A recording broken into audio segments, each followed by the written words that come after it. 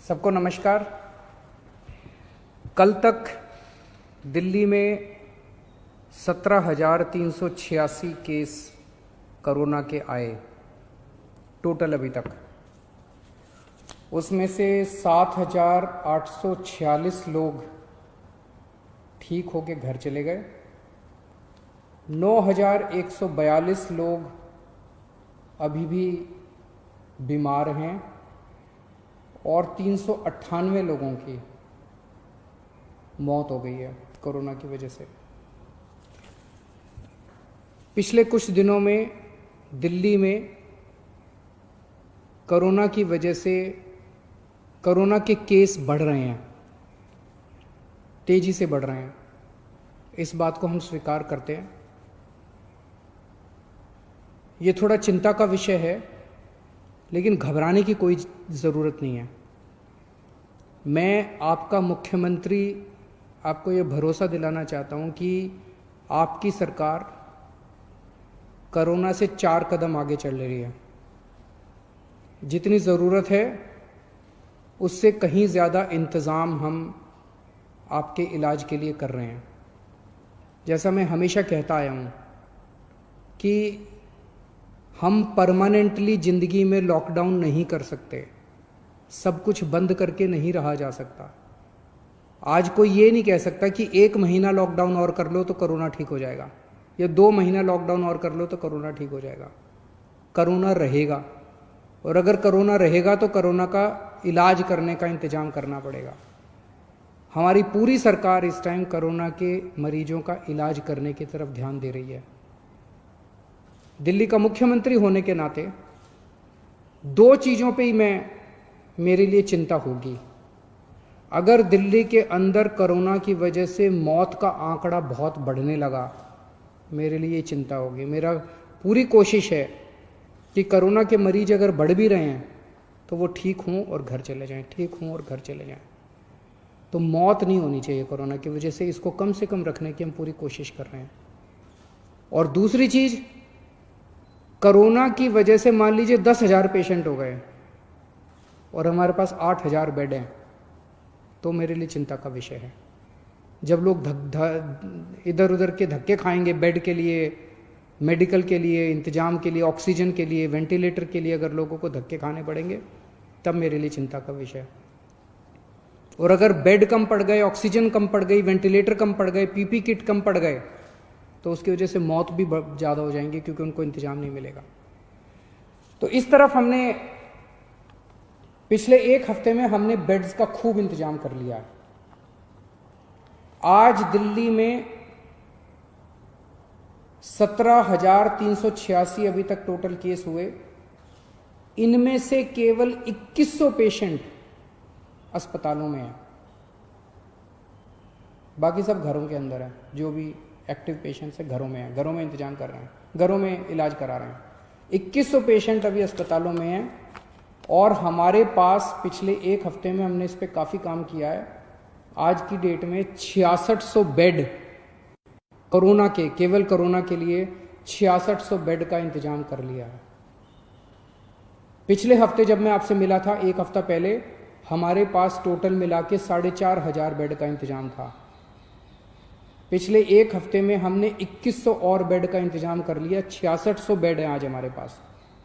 इन 6600 beds में से केवल 2,100 बेड के ऊपर पेशेंट हैं, 4,500 बेड खाली पड़े हैं अभी अपने पास। और पिछले हफ्ते हमने ऑर्डर जारी कर दिए, 5 जून तक दिल्ली में 9,500 बेड्स तैयार हो जाएंगे। उनकी तैयारी चल रही है, ऑर्डर जारी कर दिए हैं। कई होटल्स को टेक ओवर कर रहे हैं हम लोग, होटल्स के अंदर बेड बना रहे हैं, वहाँ पे ऑक्सीजन कॉन्सेंट्रेटर लगाएंगे, अगर जरूरत पड़ी वहाँ भी ऑक्सीजन देने की, वहाँ भी ऑक्सीजन देंगे। तो 2,100 पेशेंट्स के, केवल 2,100 आज पेशेंट्स हैं। 6,500 बेड तैयार हो चुके हैं और 9,500 बेड और 1 हफ्ते के अंदर तैयार हो जाएंगे। तो आपको चिंता करने की ज़रूरत नहीं है। थोड़ा सा आपको ब्रेकअप दे देता हूँ। दिल्ली सरकार के जो अस्पताल हैं, इसके अंदर अभी तक हमारे पास 2,500 बेड थे। 5 जून तक 4,600 बेड तैयार हो जाएंगे टोटल। केंद्र सरकार के अभी तक 2,329 बेड थे, ये थोड़े कम हो गए हैं। 2229 बेड अब केंद्र सरकार के हैं अस्पतालों में, और प्राइवेट में सबसे ज़्यादा डिमांड थी। 677 टोटल अभी तक बेड थे। आज की डेट में 2677 हो गए हैं। 2500 से ज़्यादा बेड आज प्राइवेट में अवेलेबल हैं, प्राइवेट अस्पतालों में 2500 से ज़्यादा। और 5 जून तक 3677, 3500 बेड प्राइवेट सेक्टर में हमारे पास हो जाएंगे। अक्सर बहुत सारे लोग प्राइवेट में जाना चाहते हैं, कहते जी मेरे पास तो इंश्योरेंस है, मैं तो प्राइवेट में जाना चाहता हूँ। आपकी मर्जी, आप कहीं भी जाइए, लेकिन आपकी जानकारी लेके बता दूँ, जैसे दिल्ली के सरकारी स्कूल बहुत अच्छे हैं, दिल्ली के सरकारी अस्पताल भी बहुत अच्छे हैं। अगर आप सरकारी अस्पतालों में जाएंगे तो आपको अच्छी व्यवस्था मिलेगी। एक चीज आपकी, एक आंकड़ा आपकी जानकारी के लिए, 14 मई को दिल्ली में 8,500 केस थे। 15 दिन बाद आज 17,000 केस हैं, डबल हो गए, 8,500 केस बढ़ गए। 14 मई को दिल्ली के अस्पतालों में 1,600 मरीज थे, आज 2,100 मरीज हैं। 8,500 पेशेंट बढ़ गए, लेकिन अस्पताल में केवल 500 मरीज बढ़े। मोटा मोटा मैं कहने की ये कोशिश कर रहा हूं कि जितने लोगों को कोरोना हो रहा है, या तो उनको कोई सिम्टम नहीं हो रहा, या उनको इतना मामूली सिम्टम हो रहा है, थोड़ी सी खांसी, थोड़ा सा बुखार, कि अपने घर में इलाज कर रहे हैं।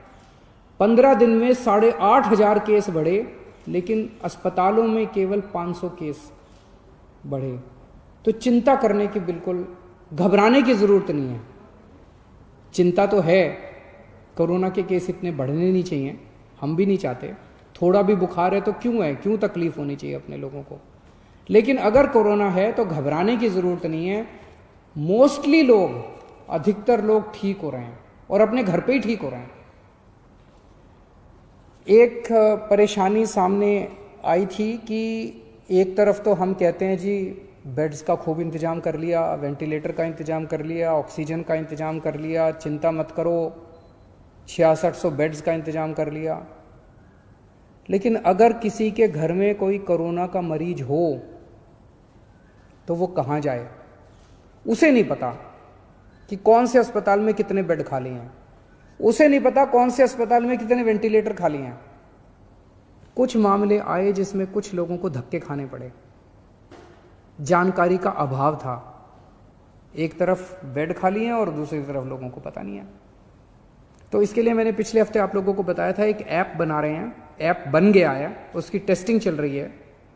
परसों सोमवार को उस ऐप को लॉन्च करेंगे। उस ऐप को आप डाउनलोड कर लेना। उस ऐप में आपको एक अस्पताल का डेटा मिलेगा कि इस अस्पताल में टोटल इतने बेड हैं, इतने खाली हैं, इस अस्पताल में टोटल इतने वेंटिलेटर हैं, इतने खाली हैं। अगर किसी के भी घर में कोई बीमार हो तो आपको पता है कि किस अस्पताल में बेड खाली है और किस अस्पताल में वेंटिलेटर खाली है। आपको कहीं धक्के खाने की जरूरत नहीं है, आप उस हिसाब से उसी अस्पताल में जाओगे। जिनके पास स्मार्टफोन नहीं है वो वेबसाइट पे जाके कर सकते हैं। वेबसाइट वेब पेज भी बना रहे हैं, और एक हेल्पलाइन 1031 जो है उसके ऊपर भी ये वाली सारी जानकारी आपको मिल जाया करेगी। तो इसके बाद मैं समझता हूँ कि आपको इधर उधर कहीं धक्के खाने की ज़रूरत नहीं पड़ेगी। एक मेरी सब लोगों से ये निवेदन है कि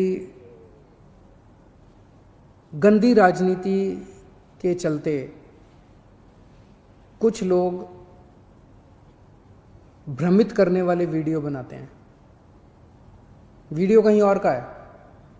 आज सुबह से कोई एक वीडियो चला रखा है कि देखिए कितनी लाशें दिल्ली के अस्पताल में, वो पता चला कहीं और का है, दिल्ली का है ही नहीं।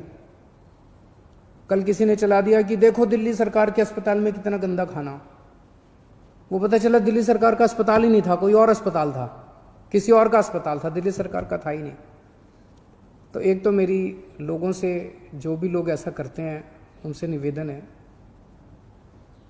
देश इस टाइम बहुत मुश्किल अवस्था से गुजर रहा है। इस वक्त अपने को सबको राजनीति छोड़ के एक साथ मिलकर देश के लिए काम करना है। इस किस्म की गंदी राजनीति ठीक नहीं है। ये अपने देश को कमज़ोर करती है, अपने समाज को कमज़ोर करती है, अपने लोगों को कमज़ोर करती है, व्यवस्था को कमज़ोर करती है। जब ये कल वीडियो आया कि दिल्ली सरकार के अस्पताल में खाना अच्छा नहीं है, मैंने फ़ोन किए सब जगह एमएस वगैरह को, इसको मैं पता करो ये क्या है। उनका मनोबल टूटता है। वो कहते हैं जी हम इतना अच्छा काम कर रहे हैं और फिर भी हमारे बारे में इस तरह से दुष्प्रचार किया जा रहा है। जो डॉक्टर, जो नर्स इतना आगे बढ़ के काम कर रहे हैं, आज दिल्ली के अंदर दिल्ली के डॉक्टर्स, दिल्ली के नर्सेज ने इतनी मेहनत करके दिल्ली के अंदर डेथ के फिगर को, मौत के आंकड़े को इतना कम रखा हुआ है, और आप एक किसी और देश का, किसी और शहर का वीडियो चला के कहते हैं दिल्ली में लाशों का ढेर। सोचो उनके मन पे क्या गुजरती है। उनकी मेहनत का हम एक तरह से इंसल्ट कर रहे हैं। ऐसा मत कीजिए। और अगर आपको ऐसा कोई वीडियो मिले तो आंख बंद करके उस पर भरोसा भी मत कीजिए। अक्सर कई सारे ऐसे वीडियो फर्जी चल रहे हैं। अगर कोई सच्चा वीडियो होगा मैं आपको भरोसा देता हूं उसके ऊपर एक्शन लिया जाएगा, और हमने लिए हैं कि बहुत सारे ऐसे झूठे वीडियो भी चल रहे हैं। नमस्कार।